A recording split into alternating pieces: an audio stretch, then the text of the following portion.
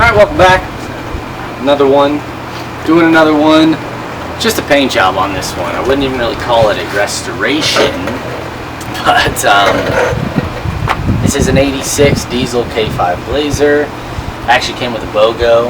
Buy one, get one. Picked up these trucks from a guy on a farm up north.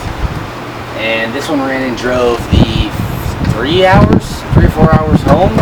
So that was pretty sweet. The engine runs. It doesn't need anything. Okay, the audio is real bad here. There's a bunch of wind noise, so I'm doing a quick voiceover. I don't really know what I was saying here. Probably just telling you how much I love K5 Blazers. If you buy one, you'll get a girlfriend, your dad will finally respect you, and you'll win the lottery.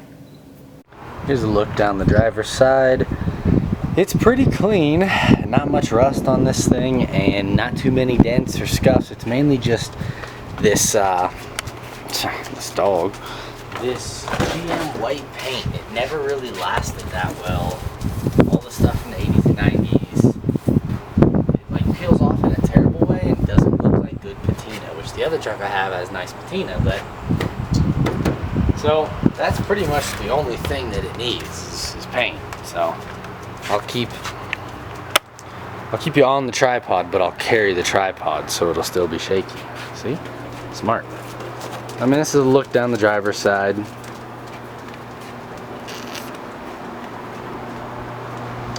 Look from the back. I mean, it still has all the trim pieces, which is cool. I love that. Silverado. It's got this thing back here.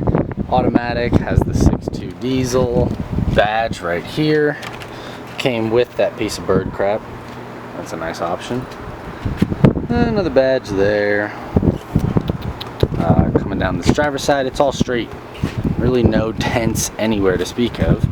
It's got the K5 Blazer badges, and it's got the one that says 6.2 diesel. So that's cool. Again, more of this crappy paint. The front looks pretty much the same, pretty good. That is the other truck that came with it, another 6.2 diesel, but not a ton to see there. This is the Silverado package, so it comes with some of the more higher end trim pieces. You've got some of this cooler stuff on the door. This pull button here, the full door card with the carpet on the bottom, the pouch, it's power everything there. Windows, I think they work. One of them, at least the driver's side, worked for the drive home. You've got the Silverado package on a dash pad. Guess I'll bring you in here. Had those little grandpa running boards down at the bottom. Was an older gentleman that I got it from. Don't know if I'll keep those or not. The interior is just a bunch of trash, but for the most part, it's really good to go, except for the driver's seat. And it's a shame because none of the foam is worn, and it's not like it's super worn on this spot where you get in on the driver's seat. It's just like ripped like right here and here. Maybe something was in a back pocket at some point, or the sun got to it. So I'll have to get that reupholstered if I can't find the piece in a junkyard, which I don't know if I'll be able to. Otherwise, just a bunch of trash. The dash, I think, oh yeah, the dash is fine under there. So that's just a couple cracks, I mean, but nothing egregious, right? I've seen much worse. A couple stains on the carpet here and there, but everything is really intact and original, which I love that. I mean, it just probably hasn't been through a ton of different owners, or everyone it went through took good care of it. Now I'll show you how, what I'm talking about really is this guy. This little plastic thing right there that's going down on the center console. I've really only ever seen this on one other square body. It limits this thing from going back too far.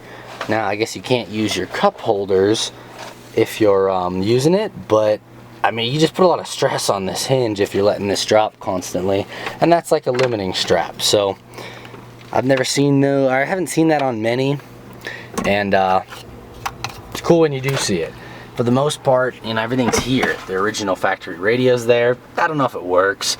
All the gauges work. It does not have the clock option. I don't know if that was an option in 86. Probably was, but it's not there. It's got AC. I'll show you the engine bay. I don't know if that works or not, but it was equipped with it, so it just probably needs converted to R134 and then switched over, refilled, and fixed the leak. Canadian Geese stuffed animal came with it, but again, it has the Silverado package, so you've got the door trim pieces in the back that just kind of make it look more complete rather than being in the bed of a pickup truck, which is what you'd find on the like Scottsdale model of this year. And the carpet is in pretty good shape back there. There's a spare tire cover, pretty tinted windows. There's Hunter. And came with an extra radiator hose because the one in the engine bay looked like it was, ooh, I kicked some of the trash out. Would hate to lose that. Looked like it was getting worn through a little bit, so he gave me that at one. It came with it, but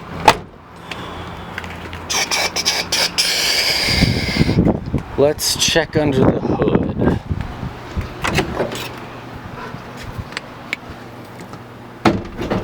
And that's cool. You know, it's actually got full-size Jeep wheels on it. Those are not Chevy wheels. Those are from like a Jeep Wagoneer, Grand Wagoneer. So 6 on 5.5 though, same lug pattern. Here's the engine bay. It looks pretty darn original to me. Looks like somebody, now that I'm looking at it, somebody has probably replaced those fusible links there back on the firewall because they look newer. Here's our nifty battery tie-down setup. 2 brand new batteries, side post and top post, like that. Man, that's great. Didn't even notice that earlier, but engine coolant looks fine. It wasn't rusty in there. Transmission shifts perfectly. It does look like a newer air filter box. Well, I don't know what that is. On my 89, it's black. It's not silver like that. But everything's original under here, and it looks like it's in pretty good shape. Still has the factory jack, which is cool. This was starting to get worn through by these AC lines, so he put some duct tape on there, and then he gave me the spare hose. He did replace, I think I saw boxes for glow plugs in there, and I think he did a rear main seal. Other than that, everything's fine. The harmonic balancer looks okay on this truck when it's running. It runs really well. I'm super happy with the purchase. So I think there's a spare belt over there, and then the other pieces for the jack, and then the little underside whatever sound deadener is still intact. So what's the plan with this truck? I love these old diesels for whatever reason. I don't know why. They're just different.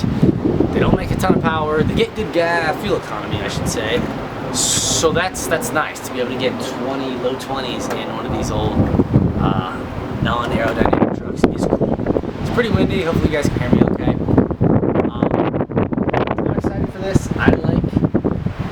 I love these trucks. I love the Square Body K5s, and I like the diesels, and this one is that. So it's in really great shape. I'm looking forward to doing the paint, and then it should be good to go. So that's what we're doing on this truck. All we're doing is paint, a little bit of body work, and mainly just scuff this all down to get rid of these lines here. I'll show you how I do that, because you can't really just sand it with, like, you know, 220 and then 300 and then 600 grit. You'll still see all these lines, so we got to go pretty deep on this. Maybe even use some primer. Ooh, I usually don't do primer. What else? Oh, I've got a cool color picked out for the paint that I've been wanting to try for quite some time, so stick around and you guys will get to see that in some of the future videos. But otherwise, tell me what you guys think about the truck, you know? Tell me if you've had a K5 or if you've had a 6.2 before. Let me know if you guys have any pro tips about common failure points or certain areas that you think I should look into before just driving it and enjoying it. Let me know if you've got any failure stories or anything that you think I need to look out for. Tell me your guys' experience with these. I'd love to know. I'm always learning something new. Otherwise, I'm going to get moving on just taking all this stuff off. That's what I'm going to do today, is get all these trim pieces off so that I can start sanding